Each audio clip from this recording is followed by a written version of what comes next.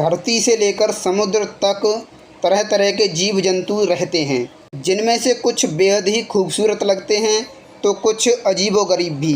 कुछ तो इतने अजीब और भयानक दिखते हैं कि उन्हें देखकर ही डर लगने लगता है।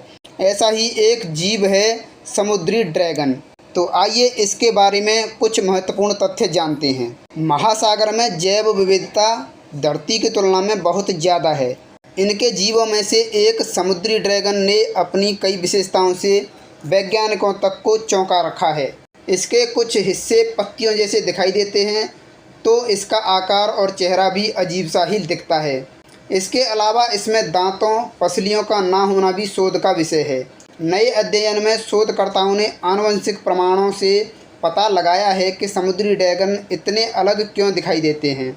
उनके जीनोम में न केवल उद्भव को प्रेरित करने वाले डीएनए थे, बल्कि उनमें कई तरह के जीन्स का समूह तक गायब था, जो दूसरे जीवों में दांत, तंत्रिका और मुख आकृति के हिस्सों के लिए जिम्मेदार होता है। समुद्री ड्रैगन के जीनोम का अध्ययन करने से उनकी विशेषताओं के उद्भव पर से पर्दा उठ सका और पता चला कि इस असामान्य रीढ़धार जीव के परिवार में अजीब से गुण हैं। समुद्री ड्रैगन उसी परिवार के जीव हैं जिसके पाइप फिश और समुद्री घोड़े भी वंशज हैं।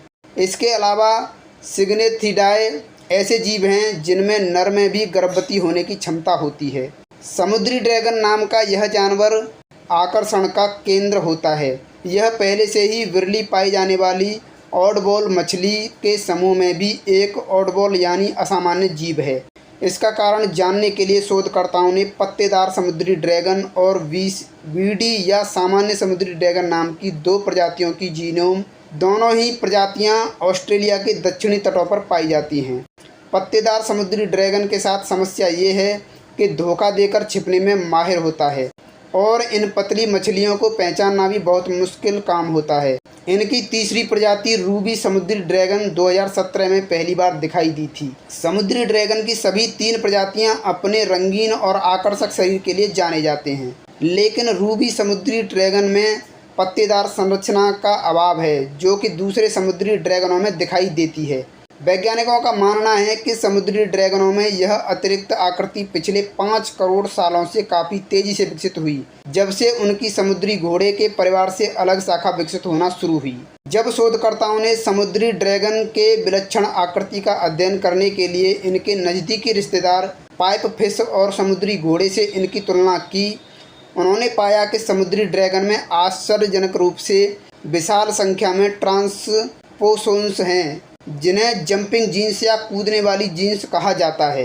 ये तेज़ी से आनुवंशिक बदलाव ला सकते हैं, जिससे पता चलता है कि समुद्री ड्रैगन इतनी तेज़ी से विकसित कैसे हो गए।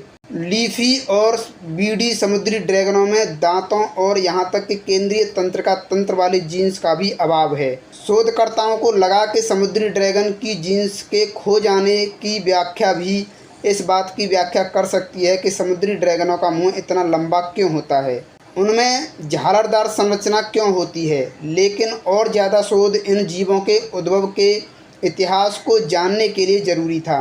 शोधकर्ताओं ने वीडी समुद्री ड्रैगन की उच्च विभेदन एक्सरे स्कैनिंग भी की, जिससे पता चला कि उनके झालरदार संरचना उनकी रीढ़ से विकसित हुई। शोधकर्ताओं ने यह भी पता किया कि समुद्री ड्रैगन की हड्डियों की संरचना मछलियों की मीन पंख की हड्डियों से काफ़ी अलग तरह की होती है।